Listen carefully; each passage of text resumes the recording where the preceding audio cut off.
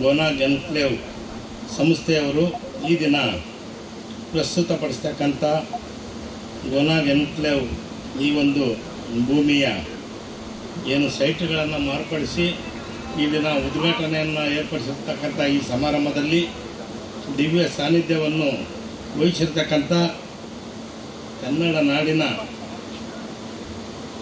ಆಧ್ಯಾತ್ಮಿಕ ಲೋಕದ ಬಹಳ ಬಹುದೊಡ್ಡ ಹೆಸರು ಅಂದರೆ ನಮ್ಮ ಸಿರಟ್ಟಿ ಬಾಳೆಹೊಸೂರಿನ ಫಕೀರ ದಿಂಗಳೇಶ್ವರ ಮಹಾಸ್ವಾಮಿಗಳು ಭಾವೈಕ್ಯತಾ ಮಹಾಸಂಸ್ಥಾನ ಪೀಠದ ಜಗದ್ಗುರುಗಳಾದಂಥ ಶ್ರೀಮನ್ ಮಹಾರಾಜ ನಿರಂಜನ ಜಗದ್ಗುರುಗಳು ದಿಂಗಳೇಶ್ವರ ಸ್ವಾಮಿಗಳು ನಾಡಿನ ಉದ್ದಗಲಕ್ಕೂ ಭಾಳ ಪ್ರಗತಿಪರ ಸ್ವಾಮೀಜಿಗಳು, ಖಡಕ್ಕಾಗಿ ಇದ್ದದನ್ನು ಇದ್ದಾಗೆ ನೇರವಾಗಿ ನುಡಿತಕ್ಕಂಥವರು ಆಗಿರ್ತಕ್ಕಂಥ ದಿಂಗಳೇಶ್ವರ ಸ್ವಾಮೀಜಿಯವರ ಪಾದಗಳಲ್ಲಿ ನಾನು ಮೊಟ್ಟ ಮೊದಲನೆಯದಾಗಿ ನಮಸ್ಕರಿಸುತ್ತೇನೆ. ಅದೇ ರೀತಿಯಾಗಿ ಸ್ಥಳೀಯ ಮುಕ್ತಿ ಮಂದಿರ ಧರ್ಮಕ್ಷೇತ್ರದ ಸ್ವಾಮೀಜಿಗಳಾದಂಥ ಶ್ರೀ ಶ್ರೀ ವಿಮಲೇಶ್ವರ ರೇಣುಕಾಚಾರ್ಯ ಮಹಾಸ್ವಾಮಿಗಳು ಅವರು ಸಹ ದಯಮಾಡಿಸಿದರೆ ಅವರ ಪಾದಗಳಲ್ಲಿ ಸಹ ನಾನು ನಮಸ್ಕರಿಸುತ್ತೇನೆ. ಈ ಒಂದು ವೇದಿಕೆಯಲ್ಲಿ ಅಧ್ಯಕ್ಷತೆಯನ್ನು ವಹಿಸಿರ್ತಕ್ಕಂಥ ಈ ಸಂಸ್ಥೆಯ ಅಧ್ಯಕ್ಷರು ಬರೀ ಲೇಔಟ್ ಮಾತ್ರ ಅಲ್ಲ, ಬಹುಮುಖ ಪ್ರತಿಭೆ ಡಾಕ್ಟರ್ ಶಂಕರ್ ಪಾಟೀಲ್ರಿಗೆ ಭಾಳ ಹತ್ತಿರದಿಂದ ನೋಡಿದವ್ರು ಗೊತ್ತಾಗುತ್ತೆ. ಅವರು ಬರೀ ಭೂಮಿ ಡೆವಲಪ್ ಮಾಡೋದಲ್ಲ, ಮನುಷ್ಯನನ್ನು ಡೆವಲಪ್ ಮಾಡ್ತಾರೆ. ಕಾರಣ ಅವರು ಈ ರಾಜ್ಯದ 16 ಜಿಲ್ಲೆಗಳಲ್ಲಿ ಮದ್ಯ ವ್ಯಸನ ಕುಡಿದು ಕೆಟ್ಟಕ್ಕೆ ಬಿದ್ದು ಜೀವನನೇ ಇಲ್ಲ ಅಂದವ್ರಿಗೆ ಸರಿದಾರಿಗೆ ತರ್ತಕ್ಕಂಥ ಮದ್ಯ ವ್ಯಸನ ಮುಕ್ತ ಸಂಸ್ಥೆಗಳನ್ನು 16 ಜಿಲ್ಲೆಗಳಲ್ಲಿ ನಡೆಸ್ತಾರೆ. ಮತ್ತು ವೃದ್ಧಾಶ್ರಮಗಳನ್ನು ನಡೆಸ್ತಾರೆ. ನಾನು ಕಂಡಾಗೆ ನಾನು ಕಳೆದ 40 ವರ್ಷಗಳಿಂದ ರಾಜಕಾರಣದಲ್ಲಿದ್ದೇನೆ. ಭಾಳಷ್ಟು ಜನ ಅಟೆಂಡೆನ್ಸ್ ಬುಕ್ನಲ್ಲಿ ಇವತ್ತು ಹೆಸರು ಇರ್ತವೆ, ಸರ್ಕಾರದಿಂದ ಅನುದಾನ ಬರ್ತಾ ಇರುತ್ತೆ. ಆದರೆ ಶಂಕರ್ ಪಾಟೀಲ್ರು ಮಾಡ್ತಕ್ಕಂಥ ಸಂಸ್ಥೆಗಳು ಯಾವ ರೀತಿ ಇದಾವೆ ಅಂದರೆ ಅವ್ರು ಹೋಗೋದೇ ಇಲ್ಲ. ಅದು ಕರೆಕ್ಟಾಗಿ ಪ್ರತಿಯೊಬ್ಬ 50 ಜನ ಅಂದರೆ 50 ಜನ ಅಲ್ಲಿರ್ತಾರೆ. ಒಳ್ಳೆಯ ರೀತಿಯಲ್ಲಿ ಅವರು ಪರಿವರ್ತನೆ ಆಗ್ತಾರೆ. ಮತ್ತು ಅವರು ನಾಗರಿಕ ಸಮಾಜಕ್ಕೆ ಅವರು ವಾಪಸ್ ಮರಳಿ ಬಂದು ಜೀವನ ಮಾಡ್ತಾರೆ. ಅಷ್ಟೊಂದು ಉತ್ತಮ ಸಂಸ್ಥೆಗಳನ್ನು ನಡೆಸೋದು ನಾನು ಮೊನ್ನೆ ಅವ್ರ ಹುಬ್ಬಳ್ಳಿ ಸಂಸ್ಥೆಗೆ ಹೋದಾಗ ಕಣ್ಣಾರು ನೋಡಿದೆ. ಅಂಥ ಒಂದು ಸಂಸ್ಥೆಗಳನ್ನು ಅವ್ರು ಮಾಡಿದ್ದಾರೆ. ಇವತ್ತು ಅವರೊಬ್ಬ ಬಹುಮುಖ ಪ್ರತಿಭೆ, ಕೇವಲ ಲೇಔಟ್ ಮಾಡಿದೆ ಮತ್ತೊಂದಲ್ಲ, ಭಾಳಷ್ಟು ಒಂದು ವಿವೇಕವಾಗಿ ಅವರು ಮುಟ್ಟಿದೆಲ್ಲ ಚಿನ್ನ ಅನ್ಬೋದು, ಅಷ್ಟು ಒಂದು ಬುದ್ಧಿ ಜ್ಞಾನ ಅವ್ರಿಗಿದೆ.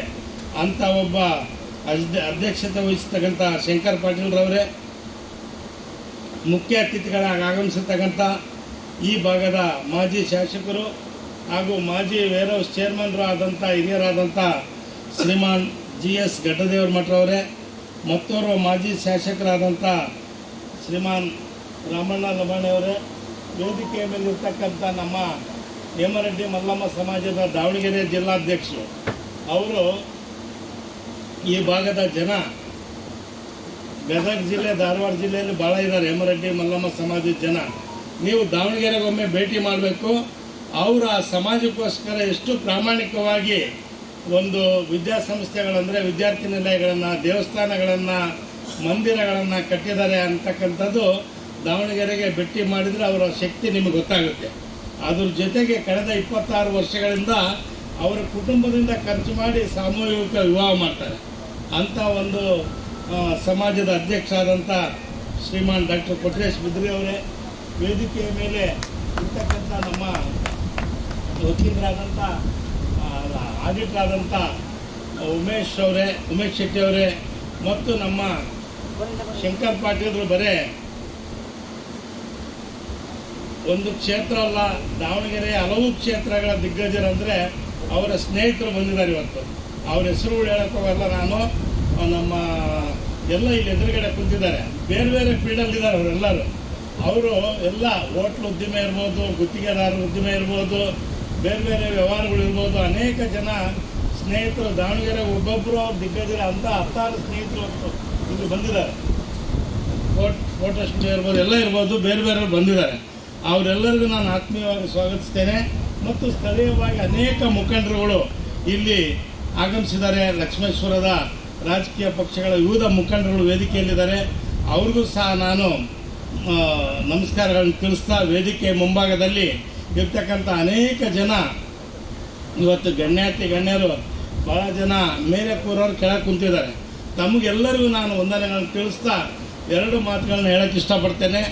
ಇವತ್ತು ನಾನು ಪ್ರಾಯಶಃ ದಾವಣಗೆರೆ ಅಂದರೆ ರಿಯಲ್ ಎಸ್ಟೇಟ್ಗೆ ಒಂದು ಏಳು ಮಾಡಿರ್ತಕ್ಕಂಥ ಊರು. ನಾನು ಕಳೆದ 20 ವರ್ಷ ದಾವಣಗೆರೆಯಲ್ಲಿ ನಗರಸಭಾ ಸದಸ್ಯನಾಗಿ, ಸ್ಥಾಯಿ ಸಮಿತಿ ಚೇರ್ಮನ್ ಆಗಿ, ನಗರಸಭಾ ಅಧ್ಯಕ್ಷನಾಗಿ ಸೇವೆ ಸಲ್ಲಿಸಿದ್ದೇನೆ. ನಾವು ಇಡೀ ದಾವಣಗೆರೆ ನಗರದ ಉದ್ದಗಲಕ್ಕೂ ಹೋಗಿ ಜನರ ಸಮಸ್ಯೆಗಳನ್ನ ಆಲಿಸಿದಾಗ ನೋಡ್ತಾ ಇದ್ದಿದ್ದು, ದಾವಣಗೆರೆ ಹೃದಯ ಭಾಗದಲ್ಲೇ ವಿನೋಬ ನಗರದ ಪಕ್ಕದಲ್ಲಿ ಯಲ್ಲಮ್ಮ ನಗರ ಅಂತಿದೆ. 1 ಕಿಲೋಮೀಟರ್ ಗಟ್ಟಲೆ ಅಡ್ರೆಸ್ಸೇ ಇಲ್ಲ. ಏನಾರ ಒಬ್ರಿಗೆ ತೊಂದರೆ ಆಯ್ತಪ್ಪ ಅಂದರೆ ಅವನು ಆ ಕಿಲೋಮೀಟ್ರ್ ಪೂರ್ಣ ಹೋಗ್ಬೇಕು, ಎಲ್ಲಿ ಅವ್ನು ತಿರುಗಕ್ಕೆ ಆಗಲ್ಲ.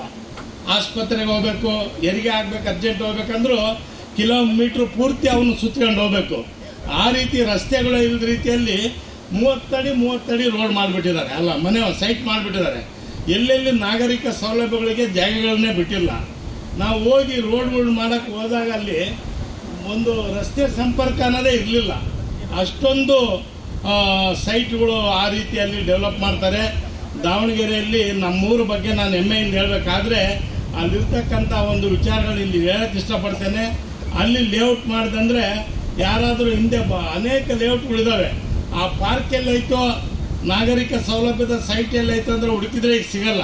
ಕ್ರಮೇಣ ಅವ್ರ ಅಧಿಕಾರಿಗಳು ಅವ್ರಿಗೆ ನಾಗರಿಕ ಸೌಲಭ್ಯಕ್ಕೆ ಇಟ್ಟಿರ್ತಕ್ಕಂಥದ್ದು ಇನ್ನೊಂದು ಡೋರ್ ನಂಬರ್ ಹಾಕಿ ಅವ್ರಿಗೆ ಕೊಟ್ಬಿಡ್ತಾರೆ, ಅವ್ರು ಯಾರಿಗೋ ಸೈಟ್ ಅಂತ ಮಾರಿಬಿಡ್ತಾರೆ. ಈ ಪರಿಸ್ಥಿತಿ ಇವತ್ತು ಲೇಔಟ್ಗಳಲ್ಲಿದೆ ದಾವಣಗೆರೆಯಲ್ಲಿ. ಆದರೆ ಇವತ್ತು ಈ ಲೇಔಟ್ ನೋಡಿದಾಗ ನನಗೊಂದು ಅನಿಸಿದ್ದೇನಪ್ಪ ಅಂದರೆ, ನಾವು ಬೆಂಗಳೂರು ದೇವನಹಳ್ಳಿ ಇಂಟರ್ನ್ಯಾಷನಲ್ ಏರ್ಪೋರ್ಟ್ಗೆ ಹೋಗ್ಬೇಕಾದ್ರೆ ಅಲ್ಲಿ ಲೇಔಟ್ಗಳು ಮಾಡಿರ್ತಾರೆ. ಅದೇ ರೀತಿ ಇವತ್ತೊಂದು ಭಾಸವಾಗ್ತಿದ್ದು ನೋಡಿದರೆ, ಇಂಟರ್ನ್ಯಾಷನಲ್ ಏರ್ಪೋರ್ಟ್ಗೆ ಹೋಗ್ಬೇಕಾದ್ರೆ ಏನು ಲೇಔಟ್ಗಳು ಮಾಡಿದ್ದಾರೆ ಆ ರೀತಿ ಇವತ್ತು ಈ ಲೇಔಟ್ ಇದೆ.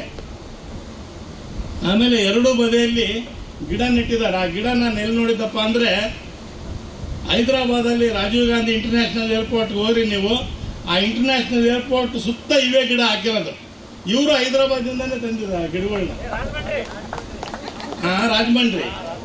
ನಾನು ಆ ಏರ್ಪೋರ್ಟ್ ಹತ್ರ ನೋಡಿದ ಅಂಥ ಗಿಡಗಳನ್ನು ತಂದು ಇವ್ರು ಹಾಕಿದ್ದಾರೆ. ಇದಕ್ಕೆ ನಾನು ಇಷ್ಟು ಮಾತ್ರ ಹೇಳಕ್ಕೆ ಇಷ್ಟಪಡ್ತೇನೆ. ಇದನ್ನು ಈ ಊರಿನ ಪ್ರಮುಖರಲ್ಲಿ ಬಂದಿರೋರು ಈ ಲೇಔಟ್ ಬಗ್ಗೆ ಸ್ವಲ್ಪ 4 ಮಾತುಗಳನ್ನು ಶಾಲಾ ಕಾಲೇಜುಗಳಲ್ಲಿ ಅಧಿಕಾರಿ ವರ್ಗದವರಲ್ಲಿ, ಜನಸಾಮಾನ್ಯರಲ್ಲಿ ಬಿತ್ತರಿಸಿದ್ರೆ ಬೇಗ ಬಂದವರು ಒಳ್ಳೆಯ ಜಾಗ ಒಂದು ಸೈಟ್ ನೋಡ್ತಾರೆ. ಯಾಕಂದರೆ ಮನುಷ್ಯನಿಗೆ ಸೈಟ್ ಅನ್ನೋದು ಭಾಳ ಮುಖ್ಯ. ಹಿಂದೆ 52 ವರ್ಷಗಳ ಹಿಂದೆ ರೋಟಿ ಕಪಡ ಅವ್ರ ಮಕಾನ್ ಅಂತ ಪಿಕ್ಚರ್ ಬಂದಿತ್ತು. ಮನೋಜ್ ಕುಮಾರ್, ಅಮಿತಾಬ್ ಬಚ್ಚನ್, ಶಶಿ ಕಪೂರ್ ಎಲ್ಲ ಮಾಡಿದರು. ರೋಟಿ ಕಪಡ ಅವ್ರ ಮಕಾನ್ ಅಂದರೆ ನಿಮ್ಗೆಲ್ಲರಿಗೂ ಗೊತ್ತೇ ಇದೆ. ಅದಕ್ಕೋಸ್ಕರ ಮನುಷ್ಯನ ಜೀವನ. ಹೊಟ್ಟೆಗೆ ಊಟ ಮಾಡಲಿಕ್ಕೆ ರೋಟಿ ಬೇಕು, ಕಪಡ ಅಂದರೆ ಮೈ ಮುಚ್ಚಕ್ಕೆ ಬಟ್ಟೆ ಬೇಕು, ಸಂಜೆ ಆದ್ಬಿಟ್ಲೆ ಮಲಗಬೇಕಪ್ಪ ಅಂದರೆ ಮನೆ ಬೇಕು. ರೋಟಿ ಕಪಡ ಅವ್ರ ಮಕಾನ್ ಅನ್ನೋದು 52 ವರ್ಷದ ಹಿಂದೆ 74ರಲ್ಲಿ ಸಿನಿಮಾ ಬಂದಿತ್ತು. ಇವತ್ತು ಮನುಷ್ಯ ಏನಪ್ಪ ಅಂದರೆ ಕೊನೆಗಾಲದಾಗಾದರೂ ಒಂದು ಸೈಟ್ ಮಾಡಬೇಕಪ್ಪ, ಒಂದು ಮನೆ ಮಾಡಬೇಕಪ್ಪ ಅಂತೇಳಿ ಎಷ್ಟೋ ಜನ ನೌಕರರು ರಿಟೈರ್ ಆಗೋ ಟೈಮ್ನಾಗೆ ಜೀವನದುದ್ದಕ್ಕೂ ದುಡ್ದಿರೋ ದುಡ್ಡನ್ನು ತಗೊಂಡು ಅವರು ಸೇವಿಂಗ್ಸ್ ಎಲ್ಲ ತೊಗೊಂಡು ಒಂದು ಸೈಟ್ ತೊಗೊಳ್ತಾರೆ. ಆ ಸೈಟ್ ತೊಗೊಂಡು ಮನೆ ಕಟ್ತಾರೆ. ಇವತ್ತು ನಾನು ಅಂಥ ಒಂದು ಸೈಟ್ಗಳನ್ನು ಮಾಡಿರ್ತಕ್ಕಂಥ ಶಂಕರ್ ಪಾಟೀಲ್ರವರು ನಿಜಕ್ಕೂ ಪ್ರಾಯಶಃ ಅವರೇ ವಾಸ ಮಾಡೋಕ್ಕಿದ್ರು ಇಂಥದ್ದು ಮಾಡ್ಕೊಳ್ತಿದ್ರ ಇಲ್ಲ, ಅಷ್ಟು ಒಳ್ಳೆಯ ಲೇಔಟನ್ನು ಈ ಊರಿಗೆ ಲಕ್ಷ್ಮೇಶ್ವರಕ್ಕೆ ಕೊಟ್ಟಿದ್ದಾರೆ. ಲಕ್ಷ್ಮೇಶ್ವರ ಜನ ಇಲ್ಲೇನಾದರೂ ಸೈಟ್ ಖರೀದಿ ಮಾಡಿದರೆ ತಾವು ಬೆಂಗಳೂರು ರಾಜಧಾನಿ ಲೇಔಟ್ ಇದ್ದಂಗಿದೆ. ಇದು ನಿಜವಾಗ್ಲೂ ನೀವು ಖರೀದಿ ಮಾಡಿ ಇಲ್ಲಿ ವಾಸ ಮಾಡಬೇಕು. ಇದು ಹೆಚ್ಚಿಗೆ ಪ್ರಚಾರ ಆಗಬೇಕು. ಭಾಳ ಜನ ನಾನು ವೆಲ್ಕಮ್ ಮಾಡಬೇಕಾದ್ರೆ ನೋಡಿದೆ, ರಿಯಲ್ ಎಸ್ಟೇಟ್ ಅಧ್ಯಕ್ಷರು ಬಂದಾರೆ ಅಂತ ಹೇಳಿದರು.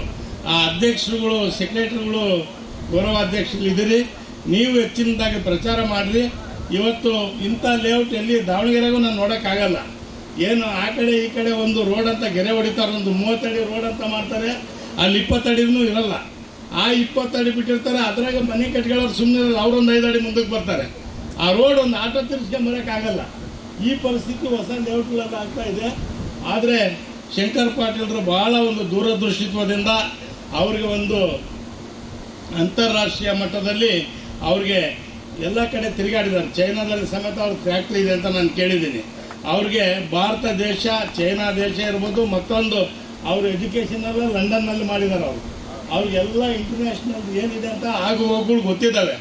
ಆ ದೂರದೃಷ್ಟಿಯಿಂದ ದೃಷ್ಟಿಕೋನ ಇಟ್ಕೊಂಡು ಉತ್ತಮವಾದ ಲೇಔಟನ್ನು ಗದಗ ಜಿಲ್ಲೆ ಲಕ್ಷ್ಮೇಶ್ವರದಲ್ಲಿ ಮಾಡಿ ನಿಮ್ಮ ಭಾಗ್ಯ ಅಂತ ನಾನು ತಿಳ್ಕೊಂಡಿದ್ದೀನಿ.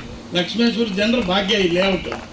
ಈ ಮುಂದೆ ಮಾಡೋರು ಯೋಚನೆ ಮಾಡ್ತಾರೆ, ಶಂಕರ್ ಪಾಟೀಲ್ ಅಷ್ಟು ಒಳ್ಳೆ ಲೇಔಟ್ ಮಾಡಿದ್ದಾರೆ, ನಾವೆಲ್ಲ ಗೆರೆ ಹೊಡೆದು ಕೊಟ್ಟರೆ ನಮ್ದು ಯಾರು ತೊಗೊಳ್ತಾರಪ್ಪ ಸಹಿತ ಅಂತೇಳಿ ಉಳಿದವರು ಸಮೇತ ಒಳ್ಳೆ ಲೇಔಟ್ ಮಾಡಲಿಕ್ಕೆ ಪ್ರಯತ್ನ ಪಡ್ತಾರೆ. ಇದು ಒಂದು ಮಾಡಲಾಗುತ್ತೆ ಇವರಿಗೆ ಅಂತ ನಾನು ಈ ಸಂದರ್ಭದಲ್ಲಿ ಹೇಳಕ್ಕೆ ಇಷ್ಟಪಡ್ತೇನೆ. ಮತ್ತು ನನಗೆ ಈ ಉದ್ಯಮ ಬಗ್ಗೆ, ಲೇಔಟ್ಗಳ ಬಗ್ಗೆ ಅಷ್ಟು ಜ್ಞಾನ ಇಲ್ಲ. ರಾಜಕೀಯದ ಬಗ್ಗೆ ಮಾತಾಡಿದ್ರೆ 2 ತಾಸು ಬೇಕಾದ್ರೆ ನಾನು ಮಾತಾಡ್ತೀನಿ. ಆದರೆ ನನ್ನ ಒಂದು ಅಂತಃಕರಣದಿಂದ ಹೇಳ್ತೀನಿ, ನಿಜವಾಗ್ಲೂ ಶಂಕರ್ ಪಾಟೀಲ್ರು ಒಂದು ಸಮಾಜಮುಖಿ ಕೆಲಸಗಳನ್ನ ಭಾಳ ಮಾಡ್ತಾ ಇದ್ದಾರೆ. ನಮ್ಮ ಮೈತ್ರಿ ಸಂಸ್ಥೆ ಅಂತ ಮಾಡ್ಕೊಂಡವರು ವೃದ್ಧಾಶ್ರಮ ನನಗವರು ಪರಿಚಯನೇ ಇಲ್ಲ. 97ರಾಗ ನಮ್ಮ ದಾವಣಗೆರೆ ಜಿಲ್ಲೆ ಆಯಿತು. ದಾವಣಗೆರೆ ಜಿಲ್ಲೆ ಆದಾಗ DC ಮಂಜುನಾಥ ಅಂತ ಬಂದಿದ್ದರು, SP ಜಯಪ್ರಕಾಶ್ ಅಂತ ಬಂದಿದ್ದರು. ಅವರಿಬ್ಬರು ಸೇರಿ ವೃದ್ಧಾಶ್ರಮಕ್ಕೆ ಭಾಳ ಶಾಲೆಗಳಿಂದ ಬಸವರಾಜ್ ಎಲ್ಲ ಕೊಟ್ಬಿಡೋಣ, ನಮ್ಮ ಮನೆಯವ್ರು ಕರ್ಕೊಂಡೋಗಿ ನೀವು ಕೊಟ್ಬಿಡಿ. ನನಗವ್ರು ಕ್ಲೋಸ್ ಇತ್ತು, ಫ್ಯಾಮಿಲಿ ಫ್ರೆಂಡ್ಸ್. DC ಹೇಳಿದಾಗ ಯಾವ ಸಂಸ್ಥೆ ಕೊಡೋಣ ಸರ್ ಅಂದಾಗ ಅವ್ರ ಬಾಯಲ್ಲಿ ಕೇಳಿದ್ದೆ ನಾನು, ಮೈತ್ರಿ ವೃದ್ಧಾಶ್ರಮ ಅಂತಿದೆ, ಅಲ್ಲಿ ಭಾಳ ಚೆನ್ನಾಗಿದೆ ಅಂತೆ, ಬಾತಿ ಹತ್ರ ಅಲ್ಲಿ ಕೊಟ್ಟು ಬರ್ರಿ ಅಂತ ಹೇಳಿದರು.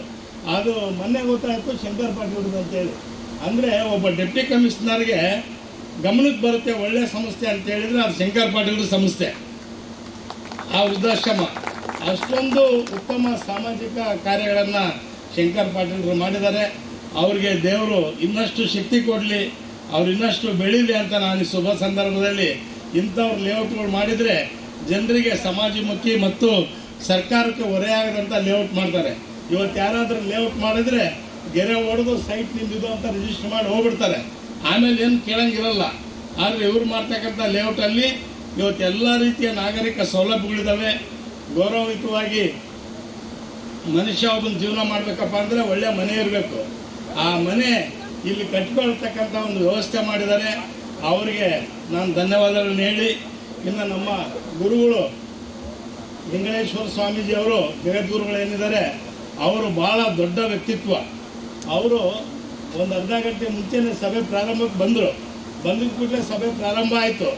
ಹಾಗೆ ಒಂದಿಬ್ಬರು ಮಾತಾಡಿಸಿ ಉದ್ಘಾಟನೆ ಮಾಡಿದ್ರೆ ಗುರುಗಳೇ ಅಂತ ಕರೆದ್ರು. ಎಲ್ಲರೂ ಅವರಿಗೆ ಉದ್ಘಾಟನೆಗಾಗಲೇ ರೆಡಿ ಮಾಡ್ಕೊಂಡು ಬಂದಿದ್ದರು. ಅವರ ಗುರುಗಳ ಹೃದಯ ವೈಶಾಲ್ಯತೆ ಎಷ್ಟಿದೆ ಅಂದರೆ ನಾನು ಅಲ್ಲಿ ಗಮನಿಸಿದೆ. ಗುರುಗಳು ಹೇಳಿದರು, ಇಲ್ಲ ಮುಕ್ತಿಮಂದಿರ ಸ್ವಾಮೀಜಿ ಅವ್ರು ಬರಲಿ, ಆಮೇಲೆ ದೀಪ ಹಚ್ಚನ, ಅಲ್ಲಿ ಮರ ಯಾರಾದರೂ ಮಾತಾಡಲಿ ಅಂತ. ಅವರ ಹೃದಯ ಎಂಥದ್ದು ನೋಡ್ರಿ. ನಾಡಿನ ಹೆಸರಾಂತ ಗುರುಗಳು ಲಿಂಗೇಶ್ವರ ಸ್ವಾಮೀಜಿ ಅಂದರೆ ಇಲ್ಲಿ ಸ್ಥಳೀಯ ಗುರುಗಳೊಬ್ಬರು ಬರ್ತಾರೆ, ಅವ್ರು ಬಂದಮೇಲೆ ನಾನು ದೀಪ ಹಚ್ತೀನಿ ಅಂತೇಳಿ ನಿಲ್ಲಿಸಿದರು. ಅದು ಅವರ ಒಂದು ಹೃದಯ ವೈಶಾಲ್ಯತೆಯನ್ನು ತೋರಿಸುತ್ತೆ. ಅವ್ರು ಇನ್ನೊಬ್ಬರನ್ನ ಯಾವ ರೀತಿ ಗೌರವಿಸ್ತಾರೆ ಅಂತ ತೋರಿಸುತ್ತೆ. ಮೊನ್ನೆ ತಾನೇ ನಮ್ಮ ಸಲೀಂ ಅಹಮದ್ರವರು ಸರ್ಕಾರಿ ಮುಖ್ಯ ಸಚೇತಕರು, ಈ ಭಾಗದಿಂದನೇ ಅವರು MLC ಆಗಿದ್ದಾರೆ. ಅವರು ಹುಬ್ಳಿಯಲ್ಲಿ ಒಂದು ಸೂಫಿ ಸಂತರ ಸಮಾವೇಶ ಮಾಡಿದರು. ಸುಮಾರು 16,000 ಜನ ಬಂದಿದ್ದರು. ಅಲ್ಲಿ ದಿವ್ಯ ಸಾನ್ನಿಧ್ಯವನ್ನು ಲಿಂಗೇಶ್ವರ ಸ್ವಾಮೀಜಿ ಅವರು, ಗುಲ್ಬರ್ಗದ ಮುಸ್ಲಿಂ ಗುರುಗಳು ಅವರು ಸಹ ಭಾಗವಹಿಸಿದರು. ಆ ಲಿಂಗೇಶ್ವರ ಸ್ವಾಮೀಜಿ ಅವರು ಆ ಸಭೆಯಲ್ಲಿ ಭಾಗವಹಿಸಿ ಹೇಳಿದರು, ಇವತ್ತು ಸೂಫಿ ಸಂತರಂದರೆ ಹಿಂದೂ, ಮುಸ್ಲಿಂ, ಸಿಖ್, ಕ್ರಿಶ್ಚಿಯನ್ ಯಾರೇ ಇರಲಿ, ನಾವು ಈ ನೆಲದಲ್ಲಿ ಹುಟ್ಟಿದೀವಿ, ಒಟ್ಟಾಗಿ ಬದುಕಬೇಕು. ಇಂಥ ಕಾರ್ಯಕ್ರಮಗಳು ನೀವು ನಾಡಿನ ಉದ್ದಗಲಕ್ಕೂ ಮಾಡಿ ಸಲೀಂ ಅಹಮದ್ರವರೇ, ನಾನು ಉದ್ದಗಲಕ್ಕೂ ಬರ್ತೇನೆ ಅಂತಕ್ಕಂಥ ಘೋಷಣೆ ಮಾಡಿದ್ರು. ಅವತ್ತು 16,000 ಜನ ಹೃದಯ ತುಂಬಿ ಗುರುಗಳಿಗೆ ಅವತ್ತು ನಮಸ್ಕರಿಸಿದ್ರು. ನಾನು ಸಮೇತ ಈಗ ಗುರುಗಳಿಗೆ ಹೇಳ್ತಾ ಇದ್ದೆ, ಅವರು ಭಾಳ ಒಳ್ಳೆಯ ಒಂದು ಜಗದ್ಗುರುಗಳು. ನಮ್ಮ ಏನು ಕೊಟ್ರೇಶ್ ಬಿದ್ರಿ ಅವರು ಸಾಮೂಹಿಕ ವಿವಾಹ ಮಾಡ್ತಾರೆ. ಆ ವಿವಾಹಕ್ಕಂತೂ ಅವ್ರದ್ದೇ ಆಶೀರ್ವಚನ ಪ್ರತಿ ವರ್ಷ ತಪ್ಪದೆ ಬಂದು ಅಲ್ಲಿ ಅವ್ರ ಆಶೀರ್ವಾದ ನೀಡ್ತಾರೆ. ಇವತ್ತು ಈ ಸಮಾಜಮುಖಿ ಕೆಲಸಗಳಿಗೆ ಯಾವಾಗಲೂ ಅವರು ಒಂದು ಬೆಂಬಲವನ್ನು ನೀಡ್ತಾರೆ. ನಾನಿಷ್ಟೇ ವಿನಂತಿ ಮಾಡೋದು, ನಮ್ಮ ಏನು ಶಂಕರ್ ಪಾಟೀಲ್ರು ಕೆಲಸ ಒಳ್ಳೆಯ ಕೆಲಸವನ್ನು ಮಾಡಿದ್ದಾರೆ, ನಮ್ಮ ಕೊಟ್ರೇಶ್ ಬಿದ್ರಿ ಅವರು ಒಳ್ಳೆಯ ಕೆಲಸ ಮಾಡ್ತಾರೆ. ಸದಾ ನಮ್ಮ ಗುರುಗಳ ಆಶೀರ್ವಾದ, ಬೆಂಬಲ ಲಿಂಗೇಶ್ವರ ಸ್ವಾಮೀಜಿಗಳದ್ದು, ಮುಕ್ತಿ ಮಂದಿರ ಸ್ವಾಮೀಜಿಗಳದ್ದು ಇರಲಿ ಅಂತ ನಾನು ಆಶಿಸ್ತೀನಿ. ಮತ್ತು ಹೆಚ್ಚಾಗಿ ಮಾತನಾಡಿದ್ರೆ ಸಮಯನೂ ಭಾಳ ಆಗಿದೆ.